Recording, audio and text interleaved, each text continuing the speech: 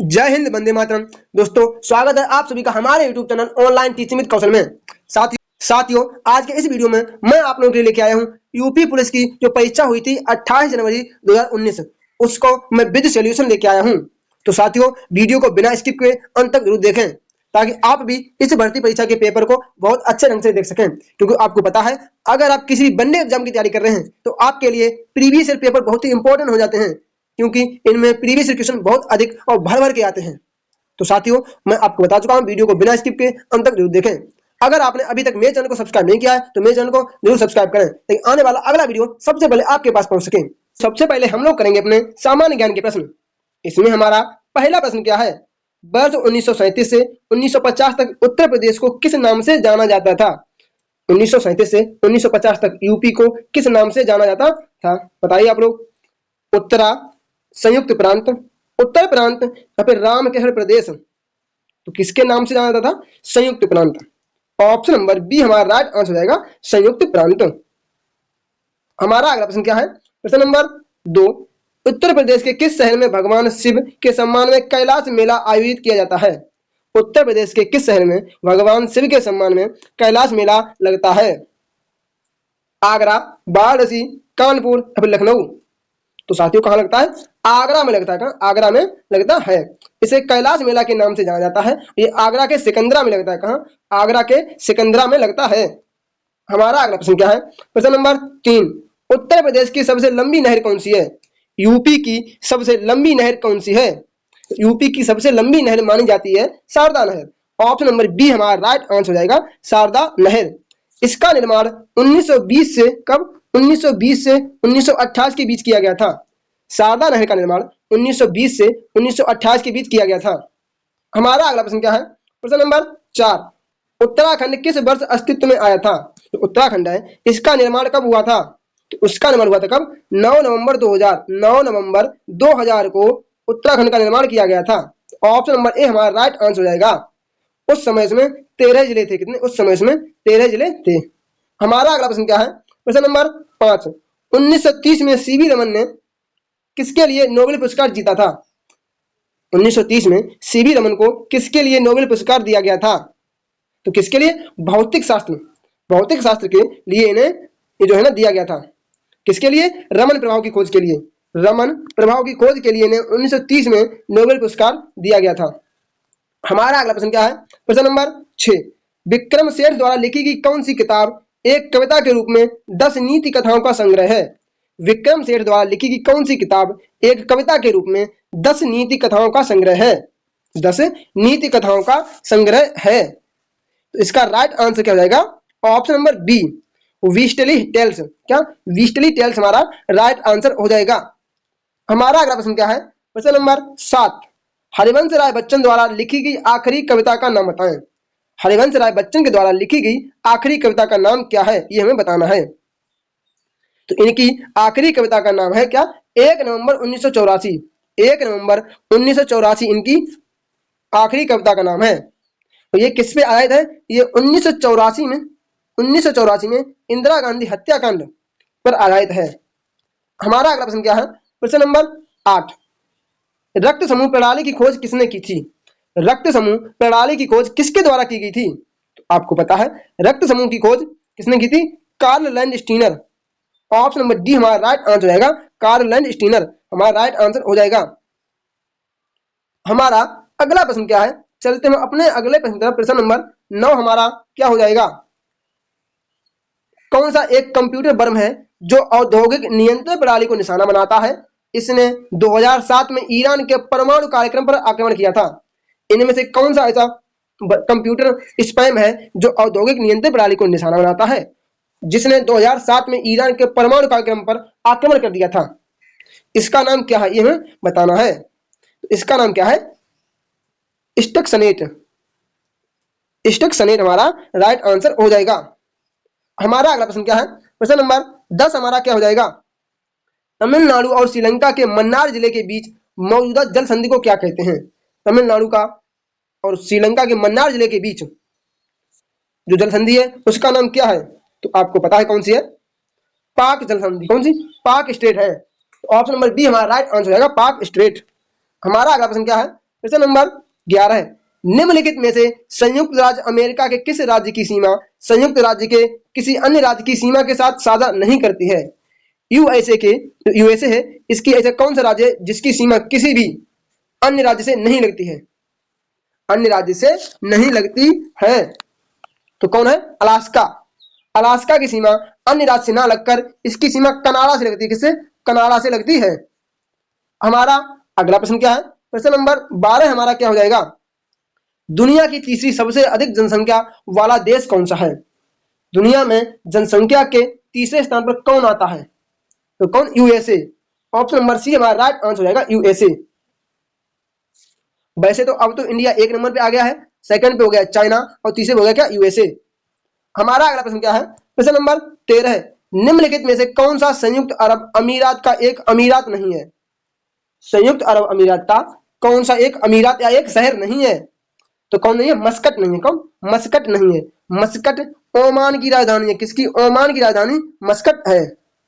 हमारा अगला प्रश्न क्या है? प्रश्न नंबर 14 है, निम्नलिखित में से कौन सा शहर बहरीन की राजधानी है? इनमें से बहरीन की राजधानी कौन सी है? तो आपको पता है कौन सी? मनामा। ऑप्शन नंबर सी हमारा राइट आंसर रहेगा, मनामा बहरीन की राजधानी है। हमारा अगला प्रश्न क्या है? प्रश्न नंबर 15 है, पहली लोकसभा मतलब जो पहली महिला लोकसभा अध्यक्ष कौन थी? लोकसभा की अध्यक्ष प्रथम महिला कौन थी? ये प्रश्न पूछ रहा है। तो कौन थी? मीरा कुमार। मीरा कुमार हमारा राइट आंसर हो जाएगा। ये 2009 में निर्विरोध चुनी गई थी। कब? 2009 में इन्हें निर्विरोध चुना गया था। हमारा अगला प्रश्न क्या है? प्रश्न नंबर 16 है, स्वतंत्रता संग्राम 1857 का सिपाही विद्रोह किस शहर में हुआ था? तो 1857 की क्रांति है, इसकी शुरुआत कहां से हुई थी? तो कहां से हुई थी? मेरठ। ऑप्शन नंबर डी हमारा राइट आंसर हो जाएगा, मेरठ। साथियों, अगर आपने अभी तक मेरे चैनल को सब्सक्राइब नहीं किया है तो मेरे चैनल को जरूर सब्सक्राइब करें ताकि आने वाला अगला वीडियो सबसे पहले आपके पास पहुंच सके और आपकी तैयारी में 4 चांद लग सके। हमारा अगला प्रश्न क्या है? प्रश्न नंबर 17 हमारा क्या हो जाएगा? पारंपरिक अल्पाहार खांडवी किस भारतीय राज्य से संबंधित है? जो खांडवी है इसका संबंध भारत के किस राज्य से है? इसका संबंध किससे है? गुजरात से है। ऑप्शन नंबर ए हो जाएगा, गुजरात।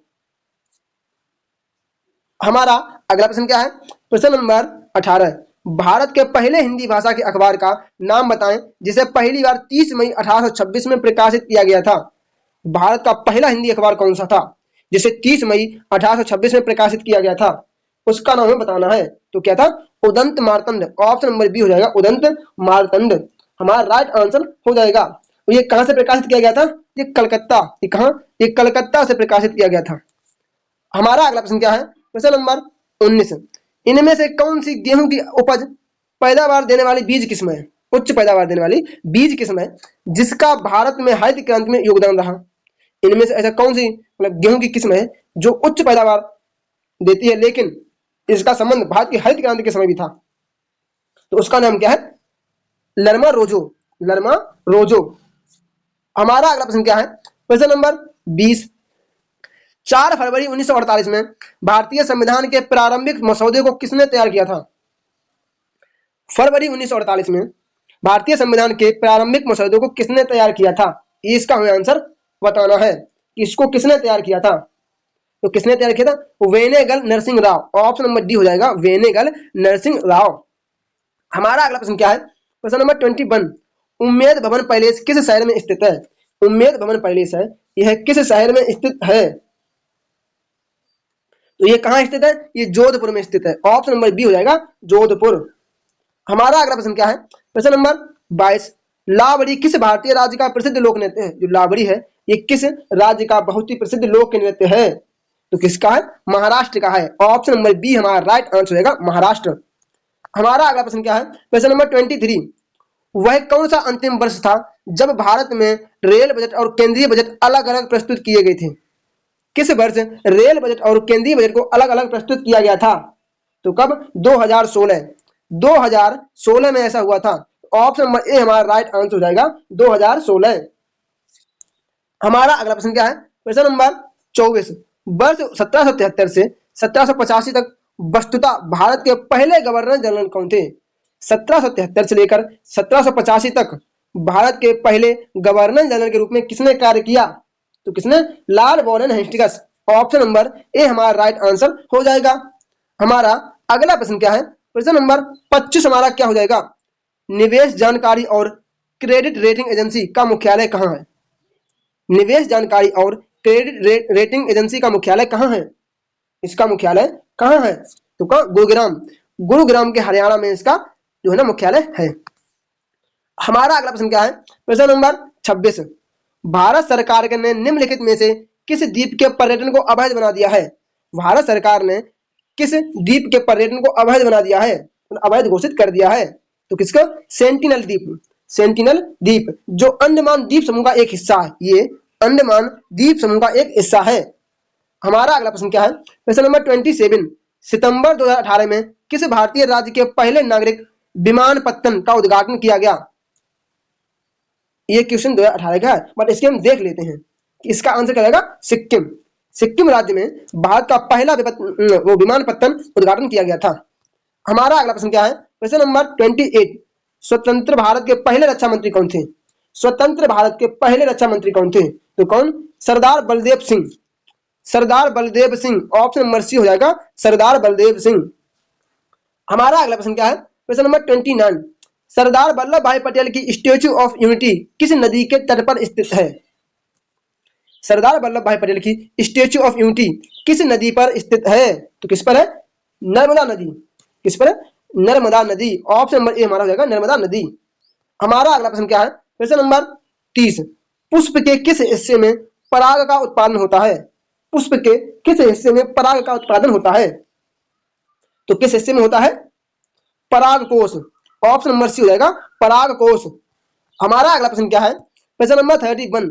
कौन सा जीवाणु अंडाकार या गोलाकार होता है? इनमें से कौन सा अंडा जो जीवाणु है जो अंडाकार और गोलाकार होता है? तो क्या? कोकस। ऑप्शन नंबर बी हो जाएगा, कोकस। हमारा अगला प्रश्न क्या है? प्रश्न नंबर 32। वैगनी रंग के प्रकाश की तरंग दैर्घ्य लगभग कितनी होती है? वैगनी रंग के प्रकाश दर की तरंग दैर्घ्य लगभग कितनी होती है? तो कितनी होती है? 380 से 420 nm। ऑप्शन नंबर सी हमारा राइट आंसर हो जाएगा। हमारा अगला प्रश्न क्या है? प्रश्न नंबर 33। मक्खन का उदाहरण है, निम्न में से मक्खन का उदाहरण कौन सा है? इसका राइट आंसर हो जाएगा ऑप्शन नंबर बी, कोलाइडल घोल। कोलाइडल घोल हमारा राइट आंसर हो जाएगा। हमारा अगला प्रश्न क्या है? प्रश्न नंबर 34। निम्न में से किस लवण में क्रिस्टल जल के 10 अणु नहीं होंगे? इनमें से ऐसा कौन सा लवण है जिसमें जल के 10 अणु नहीं होंगे? तो कौन सा है? Epsom salt. Option number D हो जाएगा, एप्सम साल्ट। हमारा अगला प्रश्न क्या है? प्रश्न नंबर 35। वर्ष 1887 में इलाहाबाद विश्वविद्यालय की स्थापना किसने की? इलाहाबाद विश्वविद्यालय की स्थापना किसने की थी? तो किसने? Sir William Muir. Sir William Muir हमारा राइट आंसर हो जाएगा। अब हम चलते हैं अपने प्रश्न नंबर 36 की तरफ। पहली महिला मुख्यमंत्री वर्ष 1963 में नियुक्त की गई थी। उन्होंने किस भारतीय राज्य का सरकार का नेतृत्व किया था? तो कौन? यूपी की सबसे पहली महिला मुख्यमंत्री बनी थी। उनका नाम क्या था? सुचेता कृपलानी। तो ऑप्शन नंबर ए हमारा राइट आंसर जाएगा, उत्तर प्रदेश। हमारा अगला प्रश्न क्या है? प्रश्न नंबर 37। वर्ष 2017 में यूपी के मुख्यमंत्री के रूप में कौन चुने गए थे? 2017 में यूपी के मुख्यमंत्री कौन बने? तो पता है आपको कौन बने? हमारे बाबा जी। कौन? बाबा जी योगी आदित्यनाथ। बुलडोजर बाबा के नाम से इन्हें जाना जाता है। हमारा अगला प्रश्न क्या है? प्रश्न नंबर 38। निम्नलिखित में से उत्तर प्रदेश का राज्य पक्षी कौन सा है? इनमें से यूपी का राज्य पक्षी कौन है? तो कौन? सारस। ऑप्शन नंबर डी हमारा राइट आंसर हो जाएगा, सारस। साथियों, अगर आपने अभी तक मेरे चैनल को सब्सक्राइब नहीं किया है तो मेरे चैनल को जरूर सब्सक्राइब करें ताकि आने वाला अगला वीडियो सबसे पहले आपके पास पहुंच सके और आप अपनी यूपी पुलिस की तैयारी बहुत ही अच्छे ढंग से कर सकें। तो चलिए साथियों, इसके बाद हम करेंगे अपने जीके के प्रश्न। तो करेंगे अपने सामान्य हिंदी के प्रश्न। इसमें हमारा पहला प्रश्न क्या है? निम्नलिखित प्रश्न में 4 विकल्पों में से दिए गए शब्द के विपरीत अर्थ वाला हमें चुनना है। तो हमें संयोग का विलोम शब्द बताना है। संयोग का विलोम शब्द हमें बताना है। तो साथियों, संयोग का विलोम क्या हो जाएगा? वियोग। ऑप्शन नंबर ए हो जाएगा, वियोग। हमारा अगला प्रश्न क्या है? प्रश्न नंबर 115। निम्नलिखित में से 4 विकल्पों में से उस विकल्प का चयन करें जो सही संधि विच्छेद वाला विकल्प है। हमें सही संधि विच्छेद वाला विकल्प का चयन करना है। तो हम देखते हैं अपना प्रश्न, क्या है हमारा प्रश्न? उल्लास। उल्लास का हमें सही संधि विच्छेद बताना है। तो उल्लास का सही संधि विच्छेद क्या हो जाएगा? उत धनुलास किया, उत प्लस लास। तो कहां ये ऑप्शन नंबर ए में है, कहां? ऑप्शन नंबर ए हमारा राइट आंसर हो जाएगा। हमारा अगला प्रश्न क्या है? प्रश्न नंबर 116। निम्नलिखित प्रश्न में 4 विकल्प दिए गए हैं, जिनमें से उस विकल्प का चयन करें जो शब्द का सबसे अच्छा विकल्प है। मतलब पतन, पतन का अर्थ क्या होता है? ये पतन है, इसका अर्थ क्या होता है? तो आपको पता है पतन का अर्थ होता है क्या? गिरना या बर्बाद होना। ऑप्शन नंबर बी हमारा राइट आंसर होगा, गिरना। हमारा अगला प्रश्न क्या है? प्रश्न नंबर 117 है। निम्नलिखित प्रश्न में 4 विकल्पों में से उस विकल्प का चयन करें जो दिए गए शब्द का समान अर्थ वाला शब्द है। हमें नाच का सही अर्थ बताना है, मतलब नाच का पर्यायवाची हमें बताना है। तो नाच का पर्यायवाची हो जाएगा तबाही। ऑप्शन नंबर ए हो जाएगा तबाही, हमारा राइट आंसर हो जाएगा। हमारा अगला प्रश्न क्या है? प्रश्न नंबर 118। निम्नलिखित प्रश्न में से 4 विकल्पों में से उस विकल्प का चयन करें जो दिए गए पद्य के रचित अलंकार का रूप से सबसे अच्छा विकल्प है। हमें यह बताना है कि ये जो हमें जो पंक्ति दी गई है इसमें कौन सा अलंकार है। तो कौन सा है? काली घटा का घमंड घटा, काली घटा का घमंड घटा, इसमें कौन सा अलंकार है? तो इसमें एमक अलंकार है। ऑप्शन नंबर ए राइट हो जाएगा, राइट आंसर एमक अलंकार। हमारा अगला प्रश्न क्या है? प्रश्न नंबर 119 हमारा क्या हो जाएगा? निम्नलिखित प्रश्न में 4 विकल्पों में से उस सही विकल्प का चयन करें जो रेखांकित शब्दों के सही अव्यय का भेद हो, मतलब सही अव्यय का भेद हो। दरवाजे के बाहर कोई खड़ा है, मतलब बाहर के नीचे अंडरलाइन है, और यह बताना है बाहर में कौन सा अव्यय है। तो बाहर में कौन सा संबंध बोधक अव्यय है? बाहर में संबंध बोधक अव्यय है। ऑप्शन नंबर सी हमारा राइट आंसर हो जाएगा। इसके बाद हमारा अगला प्रश्न क्या है? प्रश्न नंबर 120 हमारा क्या हो जाएगा? मैंने गांव जाना है, मैंने गांव जाना है, इसका हमें शुद्ध रूप बताना, क्या? इसका हमें शुद्ध रूप बताना है। तो मैंने गांव जाना है, इसके क्या? मुझे गांव जाना है, क्या? मुझे गांव जाना है। ऑप्शन नंबर बी हमारा राइट आंसर होगा, मुझे गांव जाना है। हमारा अगला प्रश्न क्या है? प्रश्न नंबर 121। छंद में प्रयुक्त अक्षर को क्या कहा जाता है? छंद में प्रयुक्त अक्षर को क्या कहा जाता है? तो उन्हें क्या? उन्हें हम वर्ड कहते हैं। ऑप्शन नंबर डी हमारा राइट आंसर जाएगा, वर्ड। हमारा अगला प्रश्न क्या है? प्रश्न नंबर 122। निम्नलिखित प्रश्न में 4 विकल्पों में से उस विकल्प का चयन करें जो दिए गए मुहावरे का सही अर्थ वाला विकल्प है। सही अर्थ वाला विकल्प है लोहा मारना। लोहा मारना का अर्थ क्या होता है? तो क्या? प्रभाव मनाना, क्या? प्रभाव मारना, ठीक है ना। तो इसका आंसर हमें इधर, इसके ऑप्शन इधर दिए गए हैं, इसका ऑप्शन क्या हो जाएगा? प्रभाव मारना। ऑप्शन नंबर बी हमारा राइट आंसर हो जाएगा। अब हमारा अगला प्रश्न क्या है? प्रश्न नंबर 123। रसों का राजा किस रस को कहा जाता है? रसों का राजा किस रस को कहा जाता है? तो रसों का राजा कहा जाता है किसे? श्रृंगार रस। ऑप्शन नंबर बी हमारा राइट आंसर हो जाएगा, श्रृंगार रस। हमारा अगला प्रश्न क्या है? प्रश्न नंबर 124 हमारा क्या हो जाएगा? आप इस किताब को पढ़ें, आप इस किताब को पढ़ें, इसमें हमें कर्म वाच्य बताना है। आप इस किताब को पढ़ें, इसमें क्या जाएगा? इस किताब को आपके द्वारा पढ़ा गया, हमें कर्म वाच्य में परिवर्तन करना है। तो क्या?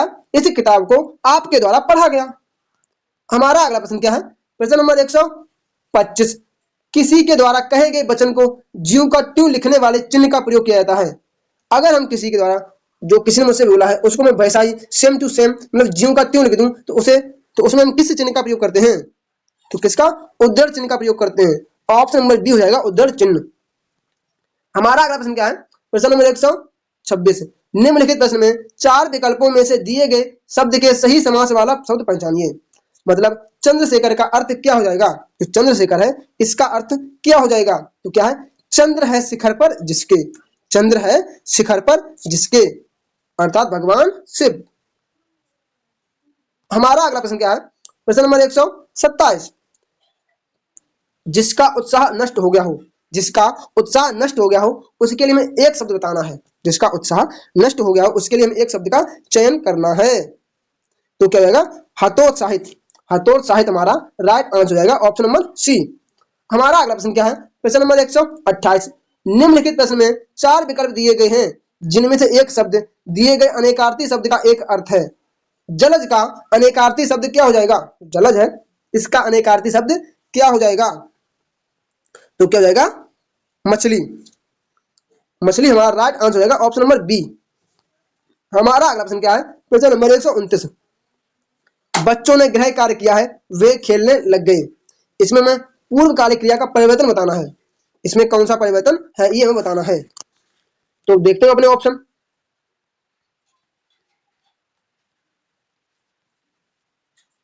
पहला ऑप्शन इसमें क्या है, बच्चे गृह कार्य के बिना खेलने लग गए। नहीं, बच्चे गृह कार्य करके खेलने लग गए। ऑप्शन नंबर सी हो जाएगा, बच्चे अपना गृह कार्य समाप्त करके खेलने लग गए। हमारा अगला प्रश्न क्या है, प्रश्न नंबर 130। निम्नलिखित प्रश्न में 4 विकल्पों में से रेखांकित शब्द का हमें चयन करना है। हे प्रभु, हे प्रभु ये किसके अंतर्गत आता है? तो हे प्रभु किसके अंदर आता है? या देखिए संबोधन, नहीं कहते हे प्रभु, या ये एक्सक्लेमेटरी जो चिन्ह लगा है इसको हम सीधा मानते हैं कि ये संबोधन कारक के अंतर्गत आता है। ऑप्शन नंबर ए हमारा राइट आंसर हो जाएगा। क्या है, प्रश्न नंबर 131। निम्नलिखित प्रश्न में 4 विकल्पों में से उस विकल्प का चयन करें जो निर्देशानुसार परिवर्तन वाला वाक्य है। बच्चों ने खेल खेला, बच्चों ने खेल खेला, इसको भविष्य काल में परिवर्तित करना है। तो क्या हो जाएगा, बच्चे खेल खेलेंगे, बच्चे खेल खेलेंगे। ऑप्शन नंबर डी हमारा राइट आंसर हो जाएगा। हमारा अगला प्रश्न क्या है, प्रश्न नंबर 132। निम्नलिखित प्रश्न में 4 विकल्प दिए गए हैं, इनमें से उस विकल्प का चयन करें जो दिए गए शब्द का सही स्त्रीलिंग शब्द है। राजपूताना का हमें स्त्रीलिंग बताना है। राजपूताना का स्त्रीलिंग क्या हो जाएगा, तो क्या राजपूतानी। ऑप्शन नंबर ए हमारा हो जाएगा राजपूतानी। हमारा अगला प्रश्न क्या है, प्रश्न नंबर 133। निम्नलिखित प्रश्नों में से 4 विकल्प दिए गए हैं, इनमें से हमें तपस्वी का स्त्रीलिंग बताना। क्या तपस्वी का स्त्रीलिंग शब्द हमें बताना है। तो तपस्वी का स्त्रीलिंग क्या हो जाएगा, तपस्विनी। ऑप्शन नंबर ए हमारा हो जाएगा तपस्विनी। हमारा अगला प्रश्न क्या है, प्रश्न नंबर 134। नीचे दिए गए शब्द का सही बहुवचन वाला विकल्प चुनिए। जो नीचे दिया गया शब्द है इसका हमें बहुवचन बताना है। मतलब तलवार का बहुवचन क्या हो जाएगा, तो क्या तलवारें हो जाएगा, तलवारें। ऑप्शन नंबर ए हो जाएगा तलवारें। हमारा अगला प्रश्न क्या है, प्रश्न नंबर 135। ह्रस्व एवं दीर्घ इनमें से किस प्रकार के व्यंजन हैं? ह्रस्व और दीर्घ किस प्रकार के व्यंजन हैं? तो इसके ह्रस्व और दीर्घ ये स्वर के प्रकार हैं। ऑप्शन नंबर ए हो जाएगा स्वर। हमारा अगला प्रश्न क्या है, प्रश्न नंबर 136। इनमें से कौन सा ऊष्म व्यंजन है? इनमें से कौन सा ऊष्म व्यंजन है? तो कौन सा? ऑप्शन नंबर सी हमारा राइट आंसर हो जाएगा ऊष्म व्यंजन। ऊष्म व्यंजन कौन कौन से हैं? सा सा सा हा, सा सा सा हा, ये ऊष्म व्यंजन के अंतर्गत आते हैं। हमारा अगला प्रश्न क्या है, प्रश्न नंबर 137। दी गई जोड़ियों में कौन सी जोड़ी सही संज्ञा एवं उससे बनने वाले विशेषण की भाषा है? तो कौन सी जोड़ी सही है? तो कौन सी है? पक्ष और पाक्षिक। पक्ष और पाक्षिक हमारा राइट आंसर हो जाएगा। हमारा अगला प्रश्न क्या है, प्रश्न नंबर 138। सर्वनाम वाले वाक्य के लिंग का पता किससे चलता है? जो सर्वनाम वाले वाक्य हैं इसके लिंग का पता किससे चलता है? तो इसके लिंग का पता चलता है किससे? क्रिया के द्वारा। क्रिया के द्वारा हम इसका पता चलाते हैं। हमारा अगला प्रश्न क्या है, प्रश्न नंबर 139 हमारा क्या हो जाएगा, जायसी द्वारा रचित प्रसिद्ध रचना कौन सी है? जायसी के द्वारा रचित उनकी प्रसिद्ध रचना का नाम बताइए। तो कौन सी है? पद्मावत। ऑप्शन नंबर हमारा ए राइट आंसर हो जाएगा पद्मावत। हमारा नंबर 140। भारत दुर्दशा किस प्रसिद्ध लेखक द्वारा रचित उपन्यास है? जो भारत की दुर्दशा है ये किसके द्वारा एक रचित उपन्यास है? तो ये किसके द्वारा रचित है? Bharatendra Harishchandra. Option number D हो जाएगा भारतेंद्र हरिश्चंद्र। हमारा अगला प्रश्न क्या है, प्रश्न नंबर 141। नीचे दिए गई रचना किस कवि की है? चिदंबरा, उत्तरा, काला और बूढ़ा चांद, पल्लव, ये किनकी रचना है? काला और बूढ़ा चांद, इससे तो हम पता ही लगा सकते हैं कि ये किसकी रचना है। और चिदंबरा तो उनकी बहुत ही विख्यात रचना है। तो इससे हमें क्या पता लगता है? सुमित्रा नंदन पंत। ऑप्शन नंबर हो जाएगा सुमित्रा नंदन पंत। हमारा अगला प्रश्न क्या है, प्रश्न नंबर 142। सर्वेश्वर दयाल सक्सेना को किस रचना के लिए साहित्य अकादमी पुरस्कार दिया गया? सर्वेश्वर दयाल सक्सेना को किस रचना के लिए साहित्य अकादमी पुरस्कार से सम्मानित किया गया था? तो किसके लिए? खूंटियों पर टंगे लोग। खूंटियों पर टंगे लोग। ऑप्शन नंबर ए हमारा राइट आंसर हो जाएगा।